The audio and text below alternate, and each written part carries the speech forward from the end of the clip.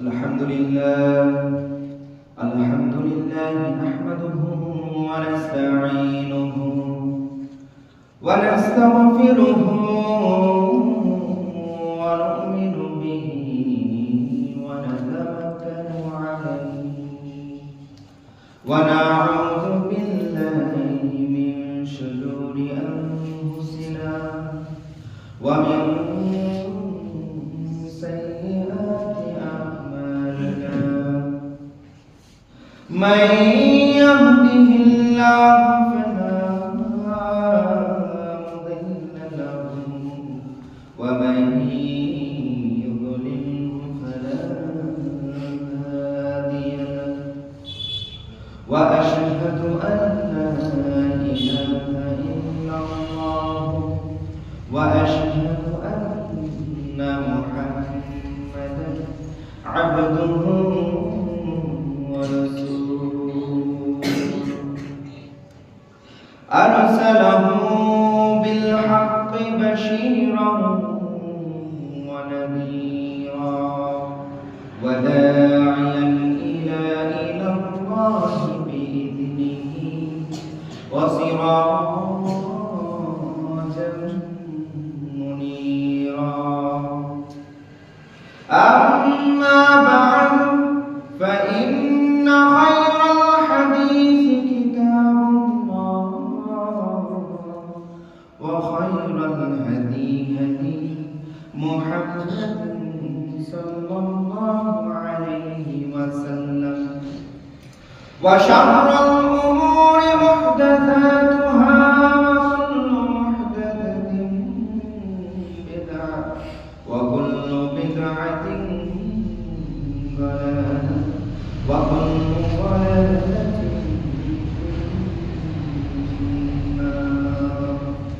أعوذ بالله من الشيطان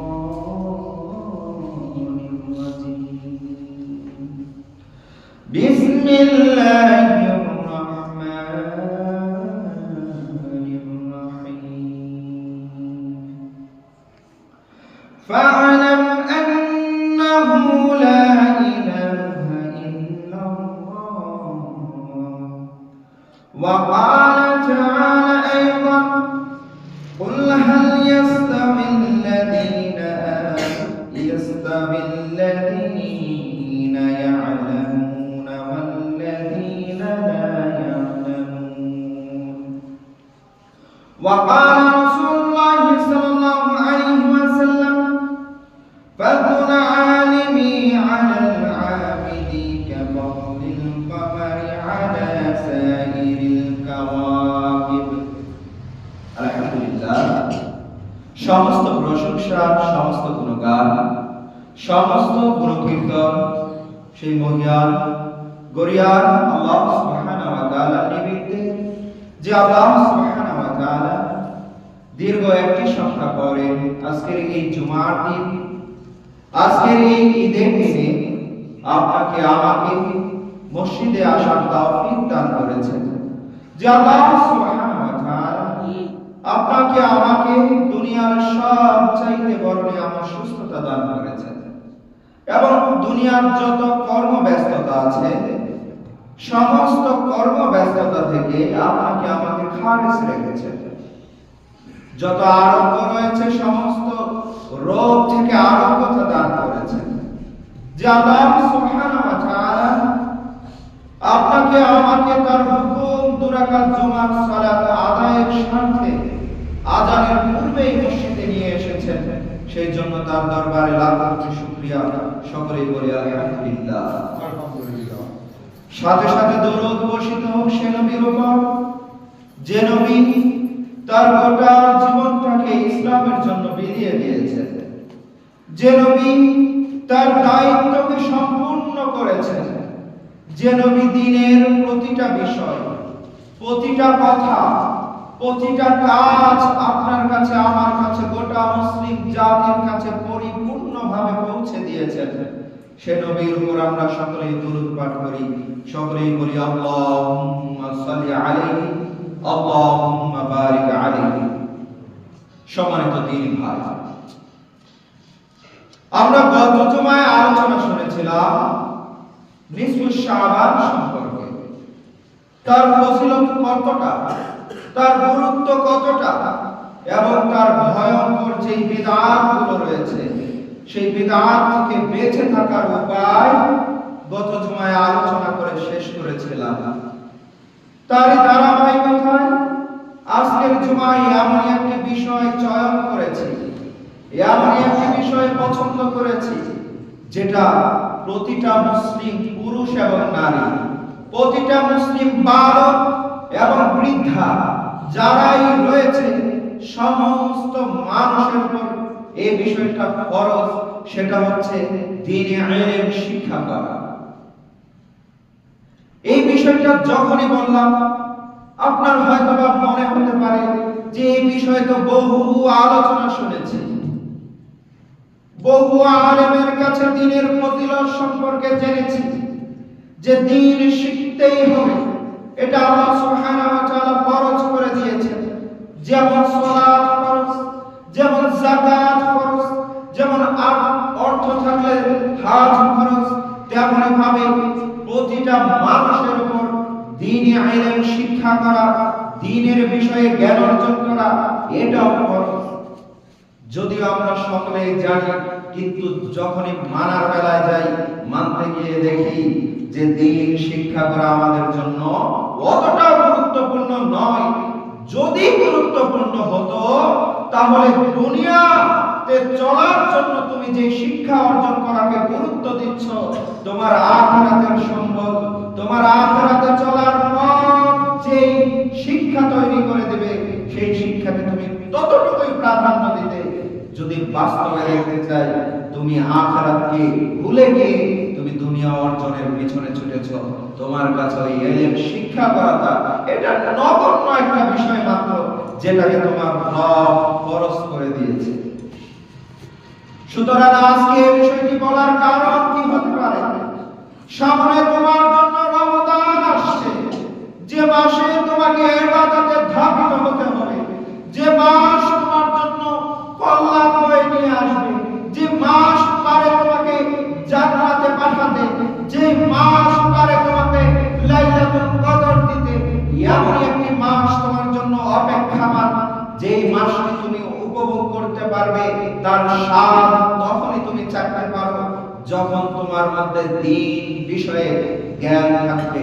সম্মানিত মুসলিম ইকরাম, আমি এই জন্য আল্লাহ সুবহানাহু ওয়া তাআলা যে তিনি বলেছেন এই কথা, যে দ্বীন ছাড়া যত আমল রয়েছে সব আমল গ্রহণযোগ্য নয়।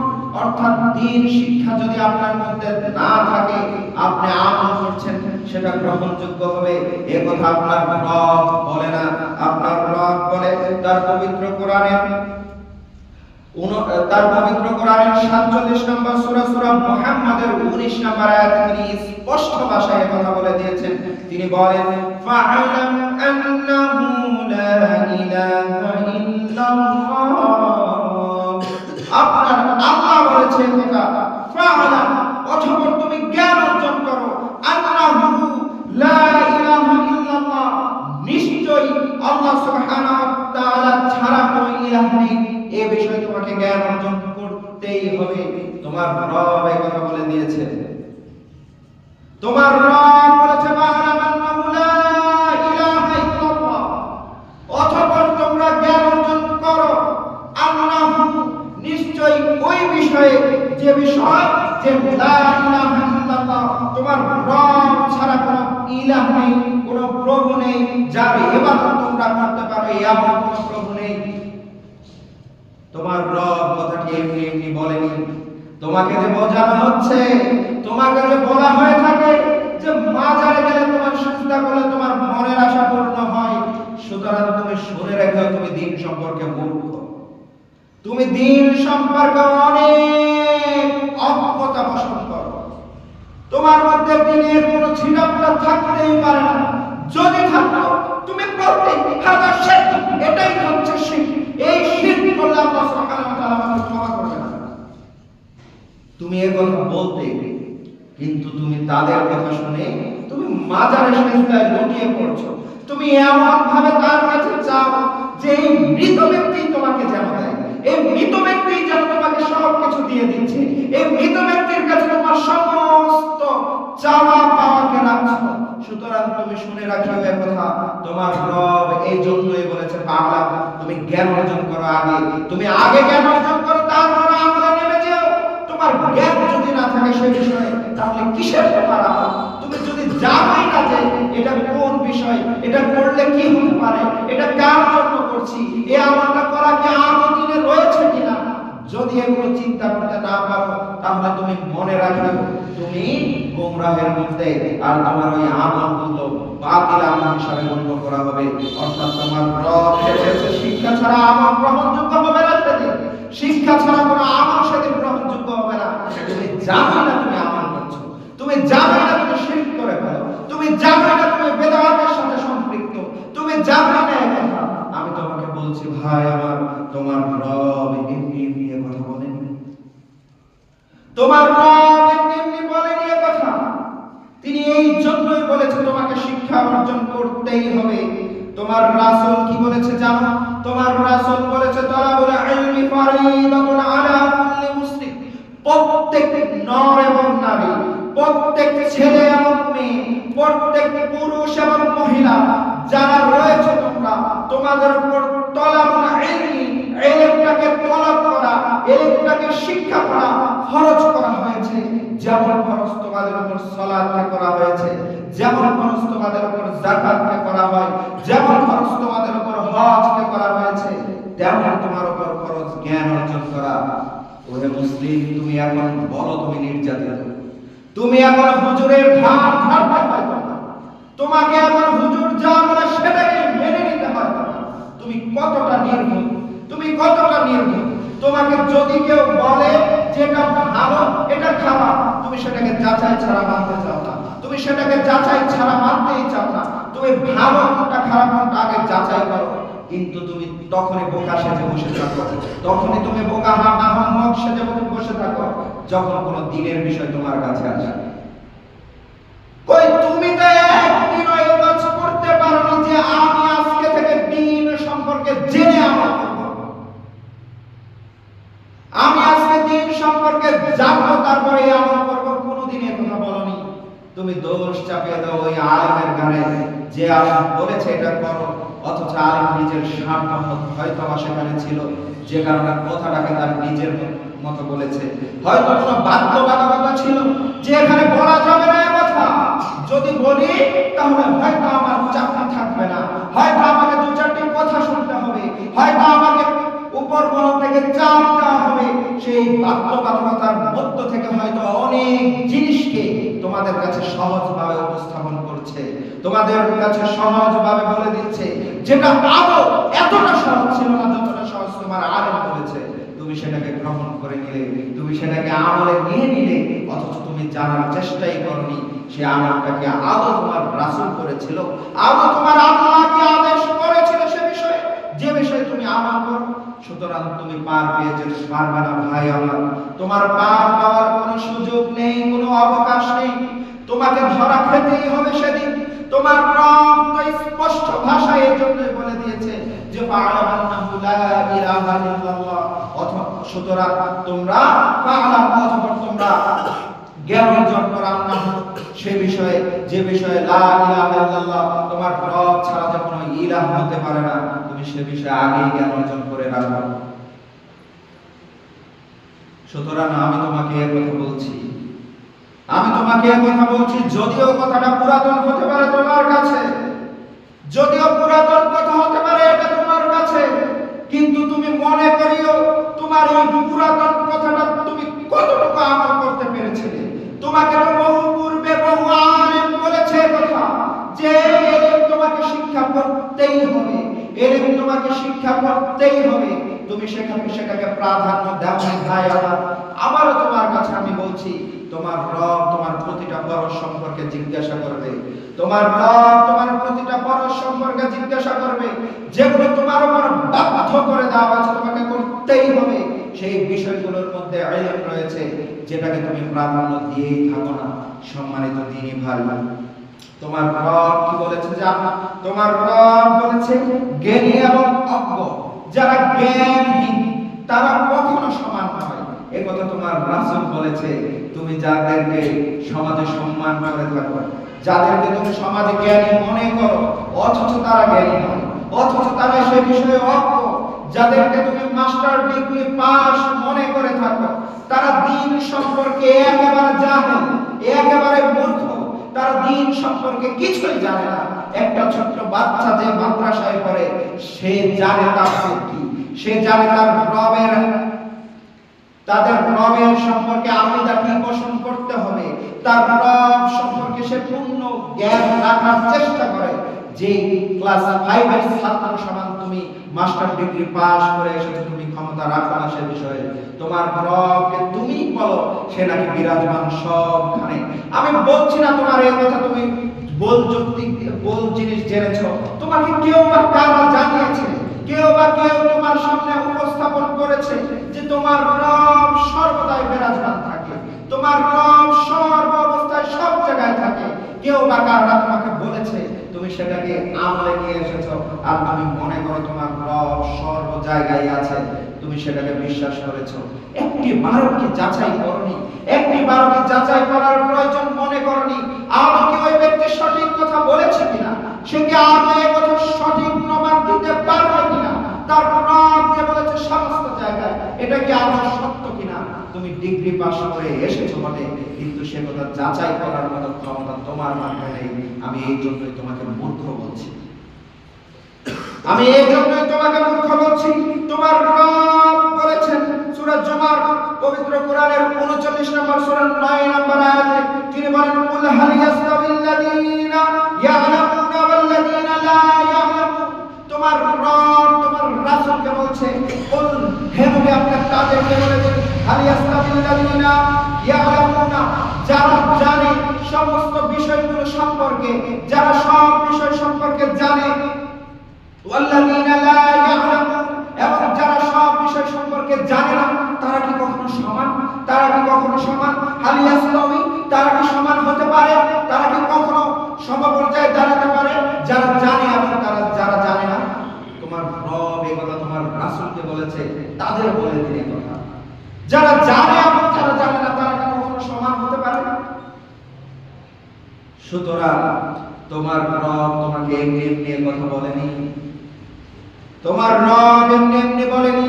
আরে জানার প্রয়োজন নেই ওই ইহুদিদের, যারা তাদের রবকে ভুলে যায়, যারা তাদের রবের সাথে শিরক করে, যারা তাদের রবের সাথে অন্য প্রতিমাকে বলে যে এটাও তাদের রব, যারা তাদের কাছে চেয়ে বলে যে আমার রব এদের কাছে চাইতে বলেছে।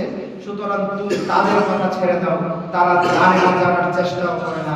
তুমি তো মুসলিম, তোমার উপর তো এটা ফরজ করা হয়েছে, তোমাকে তো ফরজ করে দেওয়া হয়েছে। আর এই ফরজ বিষয় সম্পর্কে তুমি কেন এত গাফেল? ফরজ বিষয় সম্পর্কে কেন এত অমনোযোগী? আমার বুঝে আসে না।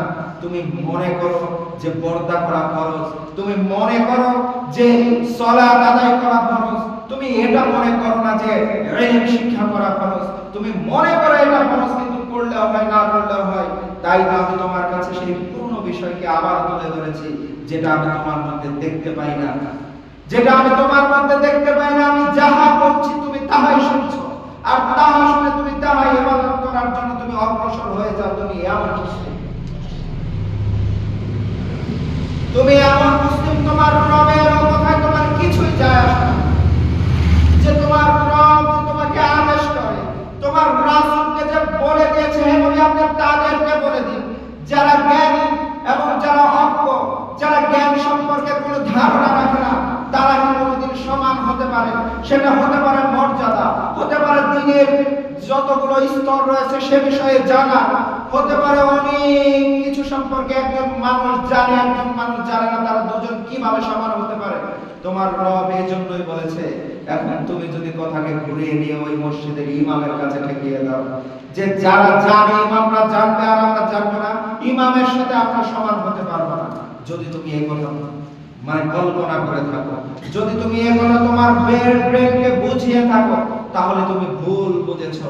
তোমাকে প্রতিটা যুগে এমন কিছু লোককে আল্লাহ সুবহানাহু ওয়া তাআলা পাঠিয়েছেন যারা তোমাদেরকে দ্বীন সম্পর্কে বলবে, কিন্তু বলার সাথে সাথে তোমরা মেনে নিবে, এমনটা কখনো করো না।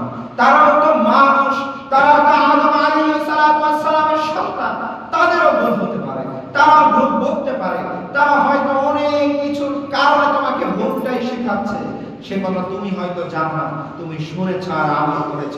শুনে রাখিও, এতটুকুই মিথ্যাবাদী হওয়ার জন্য যথেষ্ট, এতটুকুই মিথ্যাবাদী হওয়ার জন্য যথেষ্ট। যাহা শুনেছ তাহাই বর্ণনা করে দিলে কোনো যাচাই বাছাই ছাড়া, এতটুকুই মিথ্যাবাদী হওয়ার জন্য যথেষ্ট। আর তুমি যাহা শুনেছ তাহাই আমল করার জন্য উঠে পড়ে লেগেছো। সুতরাং তুমি শুনে রাখিও ভাই আমার, আমল দু ধরনের হতে পারে, যেটা তোমার রাসূল করেছে আর যেটা রাসূলের পরবর্তী কিছু লোক করেছে। আমল দু ধরনের হতে পারে। আমি তোমাকে গত জুমায় এই কথা বলেছিলাম, বিদআত কাকে বলে, বিদআত কিভাবে করে থাকি আমরা, যেগুলোকে আমরা মনে করি আমল, আলেমরা বলেছে তাই আমরা করছি, বাপ দাদা করেছে তাই আমরা করছি। সুতরাং তুমি শুনে রাখিও ভাই আমার, ওই বিদআতের আমল করার কারণে তোমার যে প্রকৃত আমল, যে আমল তোমার রবের সন্তুষ্টির উদ্দেশ্যে তুমি করে থাকো, সেই আমল বাতিল হওয়ার জন্য যথেষ্ট। এই এতটুকু বিদআত যে তোমার জীবনের সমস্ত আমলকে ধূলিসাৎ করে দিতে পারে। তোমাকে আমি এই জন্য বলছি, ইবাদত দুরকম হতে পারে। একটা হচ্ছে লোকের গড়া ইবাদত, আর একটা হচ্ছে আল্লাহ এবং তার রাসূলের দেওয়া ইবাদত। তুমি কোনটা করছো তোমাকে যাচাই বাছাই করেই তোমাকে ইবাদত করতে হবে। এই জন্যই তোমাকে জ্ঞান অর্জন অবশ্যই করতে হবে। সম্মানিত দ্বীনি ভাই, তোমার রব কি বলেছে জানো? তোমার রব বলেছে আল্লাহ জ্ঞানীদের মর্যাদা এতটা বৃদ্ধি করেছেন। আল্লাহ সুবহানাহু ওয়া তাআলা জ্ঞানীদের মর্যাদা এতটা বৃদ্ধি করেছেন। কেমন বৃদ্ধি করেছেন? তোমার রাসূল বলেন, আবু দারদা রাদিয়াল্লাহু তাআলা আনহু বর্ণনা করেন, তিনি বলেন আল্লাহর রাসূল সাল্লাল্লাহু আলাইহি ওয়াসাল্লাম বলেছেন, ফাদলুল আলিমি আলাল আবিদি কাফাদলিল কমারি আলা সাইরিল কাওয়াকিব। হাদিসটি এসেছে আবু দাউদের 3641 নম্বর হাদিস। যে হাদিসটিতে তোমার রাসূল বলেছেন ফাদলুল আলিম, আলেমের মর্যাদা। আলেম কারা? আলেম কারা? যারা আল্লাহ সুবহানাহু ওয়া তাআলার দ্বীন সম্পর্কে জানে। আলেম যে শুধু মাদ্রাসায় পড়লে আলেম হতে পারে এমনটা নয়। তুমিও তোমার নামের সাথে আলেমকে যোগ করতে পারবে তখন যখন দ্বীন সম্পর্কে তুমি জানবে। যখন দ্বীন সম্পর্কে তুমি জানবে, নিজের নামের সাথে অতটুকু যোগ করিও। তোমাকে কিন্তু তোমার রাসূল বলেছে তুমি আলেম আলাল আবিদি, ওই আবেদের চাইতে কাফাদলিল কমারি আলা সাইরিল কাওয়াকিব। যে আবেদ ইবাদত করে, ওই আবেদের চাইতে ওই আলেমের মর্যাদা এতটা বেশি, যেমন মর্যাদা পূর্ণিমার রাতের চাঁদ 1000 তারার মধ্যে, অর্থাৎ 1000 তারার মধ্যে পূর্ণিমার চাঁদটা যেমন সবচেয়ে মর্যাদাবান, অধিক সুন্দর দেখায়, 1000 তারার মধ্যে ওই চাঁদটার মর্যাদা বেশি হয়ে থাকে। যেমন ভাবে ওই আবেদের চেয়ে আলেমের মর্যাদা ততটা বেশি। আমি হয়তো বুঝাতে পারছি না। অর্থাৎ আল্লাহর রাসূল সাল্লাল্লাহু আলাইহি ওয়াসাল্লাম বলেছেন, পূর্ণিমার রাতের চাঁদ যেমন 1000 তারার চাইতে উত্তম, 1000 তারার চাইতে মর্যাদাবান, তেমনি একজন আবেদ যে প্রতিনিয়ত আল্লাহর ইবাদত করছে অথচ সে জানে না সে কোন বিষয়ে ইবাদত করে। আর একজন আবেদ যে আরেকজন আলেম যে জ্ঞানী, সে জ্ঞান রেখে ইবাদত করে, যে আমি জানি যে এটা আল্লাহ সুবহানাহু ওয়া তাআলা এটার এতটা ফজিলত রেখেছে, আল্লাহ সুবহানাহু ওয়া তাআলা এটা ফরজ করেছে, এটা তো আমার রাসূল বলেছে, এটা তার সুন্নাহ। সে জেনে বুঝে আমল করছে। তার সাথে ওই চাঁদের এবং তারার মধ্যে যতটা ডিফারেন্স, ততটা ডিফারেন্স হচ্ছে আবেদ এবং আলেমের মধ্যে। সম্মানিত ভাই, এই জন্য তোমাকে জানতেই হবে, তোমাকে জেনে আমল করতেই হবে যদি নিজেকে মুসলিম দাবি করতে চাও। যদি নিজেকে মুসলিম দাবি করতে চাও, তুমি কি জানো কেন তুমি আমল করতে পারো না? তুমি কি জানো যে কেন তোমার আমলের দিকে মনটা টেনে আসে না? তুমি এই কথা কি কখনো লক্ষ্য করেছো? যখন তুমি জুমার খুতবায় আসো, তোমার মনে মনে ধারণা হয় যে আজকে হুজুর একটা হাদিস বলেছে, আরে কতটা কঠিন নেক কাজ। আরে কতটা কষ্টদায়ক শাস্তি হতে পারে সেদিন, এতটা কষ্টদায়ক শাস্তি আমি ভুলে গিয়ে আমি এমন ভাবে নিজেকে দুনিয়ার মুখে ধাবিত করে রেখেছি, আমি আজকেই ঠিক হয়ে যাব, আমি আজকেই দিন সম্পর্কে জানার চেষ্টা করব। তুমি ব্যক্তি কথা বলো, এরপর যখন মসজিদ থেকে তুমি বের হয়ে গেলে তখন আবার তুমি দুনিয়ার সাথে জড়িয়ে যাও, যে তোমার আখিরাত যে রয়েছে সেটাকে তুমি ভুলে যাও। কেন এমনটা হয়? কখনো কি নিজেকে প্রশ্ন করেছো? কখনো কি চিন্তা করেছো যে কেন এমনটা হয়? মসজিদে আসলে আল্লাহর কথা মনে পড়ে, যখনই বের হয়ে যায় দুনিয়াতে আমি মিশে যাই, আমাকে সম্পদ অর্জন করতেই হবে, ছুটতেই হবে দুনিয়ার পিছনে। কেন এমনটা হয়? এর এক নাম্বার কারণ তোমার জ্ঞানহীনতা রয়েছে। তুমি জানোই না তুমি কি কাজ করতে এসেছো, তুমি জানোই না তুমি কি ছেড়ে দিয়েছো, তুমি জানোই না তোমার উপর কি করতে বলা হয়েছে, তুমি সে বিষয়ে জানো না বিদায় সেটাকে কোনো পরোয়াই করো না। যেমন তোমাকে যদি আমি বলি, এখন তোমাকে আমি ভূতের গল্প শোনাচ্ছি। একটা ছোট্ট বাচ্চা যার বয়স মাত্র 2 থেকে 3 বছর, সে জানে না ভূত কি জিনিস অথবা জিন কি জিনিস হতে পারে। তাকে তুমি ভয় দেখাচ্ছ, জানো জিন খুব ভয়ঙ্কর চেহারা, খুব ভয়ঙ্কর ভাবে মানুষের সামনে আসে, মানুষকে ধরে খেয়ে ফেলে। তুমি ছোট্ট বাচ্চাকে এগুলো বলছো, সে কি ভয় পাবে? সে তো জানে না জিন কি, অথবা তার ভয়ঙ্কর চেহারা, ভয়ঙ্কর কতটা চেহারা হতে পারে, সে বিষয়ে অজ্ঞ। তার সামনে সারাদিন তুমি জিন ভূতের গল্প বললেও তার কিচ্ছু যায় আসে না। তেমন তুমি যে দিন সম্পর্কে জানো না, তোমার সামনে সারাদিন দিন সম্পর্কে জানার চেষ্টা করো, তোমার দিন কলিজাতে ঢোকা, এটা কোনো কিছুই যায় আসে না। তোমার শোনা পর্যন্তই, কান পর্যন্তই, তোমার কলবে সেটা প্রবেশ করে না, কারণ তুমি দিন সম্পর্কে অজ্ঞ। সুতরাং তুমি জেনে রাখো ভাই আমার,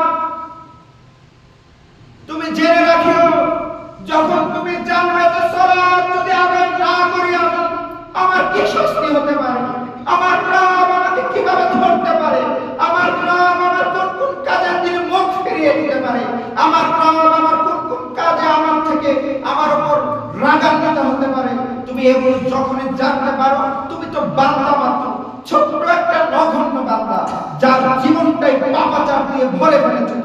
তুমি এতটা নগণ্য বান্দা, তোমার রব তোমার থেকে মুখ ফিরিয়ে নিবে। আর তুমি জানো যে যদি এই কাজ করি আমার রব আমার থেকে মুখ ফিরিয়ে নিতে পারে। তুমি কিভাবে সেই কাজ করতে পারো যদি তুমি এই কাজ সম্পর্কে জানো? সুতরাং তুমি মনে করো যে সালাত আদায় করা না করা কিছুই যায় আসে না। আরে জুমার সালাত আদায় একদিন যাচ্ছি, সেটা যাচ্ছি হোক লোক দেখানো, হোক মানুষকে জানানো, হোক বাড়িতে একটা কথা বলবে যে এখন একটা শুক্রবার জুমার সালাত, এটা তো যাচ্ছিস না, তাই তুমি মসজিদে আসো। তোমার মন থেকে তুমি কদিন মসজিদে এসেছো তুমি চিন্তা করে দেখিও। আরে সামনেই তো আসছে রমাদান মাস, যে মাসে তোমার অসুস্থতা বেড়ে যায়, যে মাসে তোমার অজুহাত বেড়ে যায়, যে মাসে তোমার সমস্ত পুরনো জিনিস মনে পড়ে যায়, যে মাস আসছে রমজান, সে মাসে তোমাকে যদি সিয়াম রাখতে বলা, তুমি বলো যে আমি রাখতে পারি না, আমার গ্যাসের প্রবলেম হয়েছে, তুমি বলো যে আমি রাখতে পারি না, আমাকে ডাক্তার ওষুধ দিয়েছে 3 বেলাতেই খেতে হবে, তুমি তখন এই এক্সকিউজ গুলো তৈরি করো। ভাই আমার শুনে রাখো, এই দুনিয়া কিছুই নয়, এই দুনিয়া কিছুই নয়, সবাই চলে যাবে। তোমার সাথের জন্য চলে গিয়েছে, তারা কেউ আরেকবারের জন্য ফিরে আসেনি, তুমিও চলে যাবে। সুতরাং তুমি মনে রাখো এই কথা, তোমার ফরজ বিষয়গুলো তুমি সঠিকভাবে আমল করিও, তোমার ফরজ বিষয়কে তুমি সঠিকভাবে আঁকড়ে ধরিও। তুমি সুন্নাত আদায় করো না করো সে সম্পর্কে তোমার রব তোমাকে জিজ্ঞাসা করবে না, তোমার রব তোমাকে বলবে না কেন তোমার রাসূলের সুন্নাহ তুমি ধরনি, কেন তুমি তোমার রাসূলের সুন্নাহকে ধরে সেগুলোকে আমল করনি, এ সম্পর্কে তোমার রব জিজ্ঞাসা করবে না। তবে হ্যাঁ, আমি কথাও বলছি না তোমার রাসূলের সুন্নাহকে ছেড়ে দাও, আমি বলছি তুমি ফরজ সম্পর্কে ধরিও, ধরার পর যদি সুন্নাহ করতে পারো তাহলে তুমি এই কথা মনে বিশ্বাস রাখিও, আল্লাহ আমি ইতিপূর্বে যত ফরজ ছেড়ে দিয়েছি, হয়তো তুমি এই সুন্নতের কারণে আমাকে তুমি পার করে দিতে পারো, হয়তো ফরজের ঘাটতিগুলো এই সুন্নাহ পরিপূর্ণ করে দিতে পারে। সেই জন্য তোমার সুন্নাতের প্রয়োজন রয়েছে। সুন্নতের সাথে সাথে তুমি নফল ইবাদত করিও, তবে নির্দিষ্ট করিও না ভাই আমার যে নফল ইবাদত শুধু এক রাতেই করতে হবে। আরে তুমি তো ওই ব্যক্তি যে সবে বরাত পালন করতে গিয়ে সবে কদর হারিয়ে গেল। তুমি তো ওই ব্যক্তি যে সবে বরাতের রাতে সালাত আদায় করতে করতে তুমি সবে কদরকে ভুলে যাও। আরে তোমার রব তোমাকে সবে কদর দিয়েছে, সবে বরাত তোমার রব এবং তোমার রাসূল দেয়নি, যেটার পিছনে তুমি ছুটে বেড়াও। তোমাকে বলা হয়েছিল যে তোমরা বেজর রজনীতে খোঁজো, আরে সেদিন তুমি কখন খোঁজো যে 27 রজনী হবে সবে কদর। তোমাকে সেটা শেখানো হয়েছে। তোমার রাসূলের ওই হাদিস কি চোখে পড়ে না? তোমার রাসূলের ওই হাদিস কি তুমি দেখো না যে তোমার রাসূল বলেছে আমাকে ভুলিয়ে দেওয়া হয়েছে, আমি ভুলে গিয়েছি সেদিন কোন দিন ছিল। হয়তো মাসের 27 রজনী ছিল, তিনি আইডিয়া করেছে হয়তো বা, সেটা হতেও পারে না হতে পারে। তোমার রাসূল কিন্তু পরে বলেছে তোমরা বেজর রজনীগুলো জাগ্রত থাকিও, তোমরা বেজর রজনীগুলোতে তোমরা সবে কদরকে খুঁজো। তোমার রাসূল এই কথা আদেশ করার পরে তুমি কিভাবে 27 চলে যেতে পারো? তুমি তো জানো না যে 21 হতে পারে, তুমি তো জানো না 23 হতে পারে, তুমি তো জানো না 25 হতে পারে। তুমি 27 গিয়ে জেগেছো, যদি সেদিন না হয়ে থাকে তুমি এত বড় একটা ইবাদতকে তুমি তুচ্ছ মনে করো, তুমি কতটা অজ্ঞ হতে পারো। সুতরাং তুমি জেনে রাখো ভাই আমার, আমি তোমাকে বলছি তুমি যে বলো যে ইবাদত তো তখনই করব যখন জানবো। আরে জানবে তুমি কিভাবে যদি নিজের আগ্রহ না থাকে? আমি তোমাকে বহু পূর্বেই বলেছি তোমার নাফস নামক একটি জিনিস রয়েছে, যে নাফসের বিরুদ্ধাচরণ যদি তুমি করতে পারো তাহলে তুমি সফল। যদি তোমার নাফসের গলা চেপে তুমি নাফসকে হত্যা করতে পারো তাহলে তুমি সফল। তুমি মুসলিম নিজেকে তখন দাবি করিও যখন তোমার নাফসকে তুমি হত্যা করতে পেরেছো। তোমার নাফসকে হত্যা করা মানে তোমার নাফস বলছে যে খারাপের দিকে যাও, তুমি তাকে বলছো খারাপই আমি করব, মানে আমি মুসলিম, আমি কিভাবে খারাপ হতে পারি? তোমার নাফসের বিরুদ্ধাচরণ তুমি এভাবে করবে। তোমার নাফস তোমাকে বলবে এখন সালাতে না গেলে সমস্যা নেই, পরে পরে নিও। তোমার নাফসকে তুমি বলবে এখন করব না, মানে এখন সালাত করব। তুই বিরুদ্ধাচরণ করার কে হতে পারে? তোমার নাফসকে তুমি এই কথা বলিও, তাহলে তুমি সফল কাম। তুমি এই কথা বিশ্বাস রাখো ভাই আমার। সামনে রমজান আসছে, আমি তোমাকে মনে করিয়ে দিয়েছি যে ইবাদত এটাও ইবাদত যে তুমি জেনে বুঝে ইবাদত করছো, আর একজন অজ্ঞতা অবস্থায় ইবাদত করছে। দুজনের মধ্যে পার্থক্য এতটাই যে ওই সেই পূর্ণিমার চাঁদ যতটা উজ্জ্বল, পূর্ণিমার চাঁদ যতটা সুন্দর, তার মতো তোমার রাসূল সেটার মর্যাদা দিয়েছে যে সে পূর্ণিমার চাঁদের মতো। ওই হাজারো তারার ভিড়ে তুমি হাজারো মানুষের ভিড়ে তোমাকে উত্তম হতে হবে। তোমাকে জ্ঞান অর্জন অবশ্যই করতে হবে।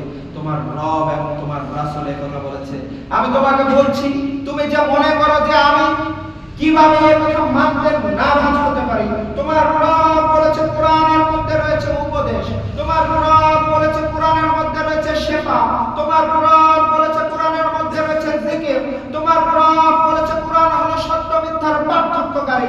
তুমি এত কিছু জানো যে কোরআন সত্য মিথ্যার পার্থক্যকারী, এই সত্য মিথ্যার পার্থক্যকারী তুমি করতেই জানো না, তুমি এমন মুসলিম। তুমি কোনদিন যাচাই করনি আসলে দেখিও কোরআন কোনটাকে সত্য বলে কোনটাকে মিথ্যা বলে, একটু যাচাই করে দেখি আমি কোরআনকে একটু হাতে নিয়ে দেখি আমি। তোমার রাসূল এই কথা বলেছে, তোমার রব এই কথা বলেছে। তুমি যে দিনের জন্য হুজুরদের পিছনে ছুটে বেড়াও, তোমার হাতে দিন রয়েছে। তোমার হাতে যদি কোরআন এবং সহিহ হাদিস থাকে তাহলে তুমি মনে করিও তোমার হাতের মধ্যে দিনটা রয়েছে। তোমাকে কোন আলেমের নিকটে যাওয়ার প্রয়োজন নেই। কিন্তু তুমি তো সেখানে সিলিন্ডার করে বসেছো যে আমি তো কোরআনই পড়তে জানি না, তাহলে আমি কিভাবে সেই হাদিস করব, কিভাবে সেটার জ্ঞান অর্জন করব, কিভাবে সত্য কোনটা মিথ্যা কোনটা পার্থক্য করব, কিভাবে কোরআন আমাকে শিক্ষা দিতে পারে, কিভাবে কোরআন আমাকে উপদেশ দিতে পারে। আরে কোনটা উপদেশ আর কোনটা উপদেশ নয় সেটাই তো বুঝতে পারি না, তাহলে তুমি কেমন মুসলিম একটু যাচাই করো। আর কাল কিয়ামতের ময়দানে তোমাকে কি জবাব দিতে হবে তুমি একটু চিন্তা করে দেখিও। যেদিন তোমার জবাব দেওয়া এবং না দেওয়া কিছুই যায় আসবে না। তোমার রব তোমাকে জিজ্ঞাসা করবে, বলো, যদি বলতে পারো তাহলে তুমি মুক্তপ্রাপ্ত দলদের অন্তর্ভুক্ত, আর যদি তুমি বলতে না পারো তাহলে তুমি জাহান্নামে গেলে তোমার রবের কিছুই যায় আসে না। আমি তোমাকে আবার বলছি সামনে রমজান আসছে, তুমি এখন চেষ্টা করো ভাই আমার, কোরআন বেশি কঠিন জিনিস নয়। সহজ। কোরআনকে আল্লাহ বলেছে যে আমি সহজভাবে কোরআনকে নাযিল করেছি। আর আল্লাহ যেখানে সহজ বলতে পারে সেটাকে তুমি কঠিন বলো কিভাবে? সেটাকে তুমি কঠিন মনে করে সেটাকে সাইড করে দিচ্ছ দিন থেকে, তোমার নিজের থেকে কোরআনকে দূরে করে দিয়েছো।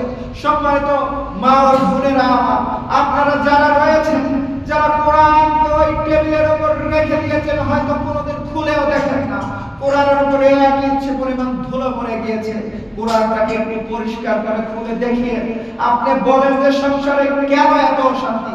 আর এত টাকা পয়সা কামায় বরকত কোথায় যায়? আরে বরকত আসবে কিভাবে? যে ঘরে কোরআন তেলাওয়াত হয় না, আরে সন্তান কথা শুনবে কিভাবে? যে ঘরে কোরআন তেলাওয়াত হয় না, আরে আপনি ভালো থাকবেন কিভাবে? যে ঘরে কোরআন তেলাওয়াত হয় না, আপনি কি মনে করেন এই কোরআনটাকে, যে কোরআনটার ভার আল্লাহর রাসূলের উপর দেওয়া হয়েছে এবং মানব জাতির উপর দেওয়া হয়েছে, যে ভার নিতে অস্বীকার করেছিল ওই পাহাড়গুলো, যে ভার নিতে অস্বীকার করেছিল ওই পাহাড়গুলো, পাহাড়কে বলেছে যদি তোমার উপর আমি কোরআনকে অবতীর্ণ করি, পাহাড় বলেছে আল্লাহ যদি আপনি আমার উপর কোরআনকে অবতীর্ণ করেন আমি ধূলিসাৎ হয়ে যাব, আমি এই কোরআনের ওজন নিতে সক্ষম নই, আমি এই কোরআনের ওজন নিতে কখনোই সক্ষম নই। তোমার রব এই কথা যখন পাহাড়কে বলেছিল, তখন পাহাড় এই কথা উত্তর দিয়েছিল যে আমি কোরআনের ওজনকে নিতে সক্ষম নই, তোমার উপর কোরআনকে নাযিল করেছে, অর্থাৎ মুহাম্মদুর রাসূলুল্লাহ সাল্লাল্লাহু আলাইহি ওয়াসাল্লামের উপর কোরআনকে নাযিল করেছে, যে কোরআনকে তোমাকে বলা হয়েছে তোমাদের জন্য কোরআনকে সহজ করে দেওয়া হয়েছে, এর মধ্যেই রয়েছে তোমাদের উপদেশ, এর মধ্যেই রয়েছে তোমাদের উপদেশ, যদি তোমরা গ্রহণ করো, যদি তোমরা বোঝো, যদি তোমরা মেনে নাও, সুতরাং তোমার রবের কিতাব তোমাকে পড়তেই হবে, তোমার রবের সম্পর্কে তোমাকে জ্ঞান অর্জন করতেই হবে, একথা তোমার রবের আদেশ।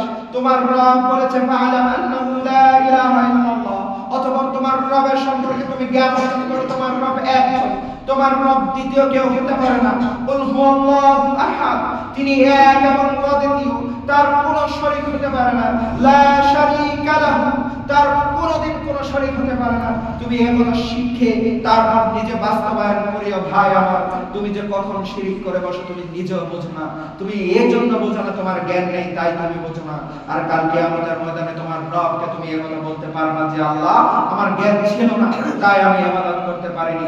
তোমার রব তোমাকে বলবে তোমার উপর ফরজ করে দেওয়া হয়েছে, আর এই ফরজ সম্পর্কে তুমি জ্ঞান অর্জন করো না, করনি, সেই সম্পর্কে তোমাকে অবশ্যই জিজ্ঞাসা করতে হবে। সম্মানিত দিনী ভাই, সামনে রমজান মাস, কোরআনটা অন্তত পক্ষে শিখো। এই কোরআন এটা আপনাকে বলে জান্নাতে নিতে, এই কোরআন না শেখার কারণে আপনাকে জাহান্নামে যেতে হবে। আরে কোরআন তো বলছে যে এটা সরল সঠিক পথ যদি তুমি বুঝো, আর এই যে আঁকাবাঁকা পথ এগুলো জাহান্নামের, যেগুলোতে তুমি বর্তমানে আছো, তুমি চিন্তা করে দেখো তুমি সরল সঠিক পথে যাবে না আঁকাবাঁকা পথে, যে পথে তুমি চলছো সে পথেই চলতে থাকবে, যে পথ তোমাকে জাহান্নামের দিকে ধাবিত করে, যে পথ তোমাকে তোমার রবের দিক থেকে সরিয়ে আনে, যে পথ তোমাকে তোমার রাসূলের আদর্শ থেকে সরিয়ে আনতে পারে, সে পথে ভাই আমার আর চলিও না। তোমার সামনে রমজান, তুমি শুধরে যাও, তুমি রমজান পাবে মানে তুমি নিজে গর্ববোধ করিও যে আমি রমজান পেয়েছি, এই রমজানে আমি নিজেকে সংশোধন করব, এই রমজানে আমার কোমরে গামছাকে শক্তভাবে বেঁধে নেব, যে রমজানে আমি একমাত্র নিজেকে শুধরাতে পারি, সমস্ত খারাপি থেকে নিজেকে মুক্ত রাখতে পারি। আল্লাহ সুবহানাহু ওয়া তাআলা আমাদের প্রত্যেককেই অন্ততপক্ষে কোরআন এবং আল্লাহর রাসূলের সহিহ হাদিসের কিছু হলেও যেন জ্ঞান অর্জন করে মৃত্যুবরণ করতে পারি। আল্লাহ আমাদের প্রত্যেককে সেই তৌফিক দান করুন। সকলে বলি আমিন। বারাকাল্লাহু ফিল কুরআনিল আযীম ওয়া নাফা'না ওয়া ইয়্যাকুম বিআয়াতিহি।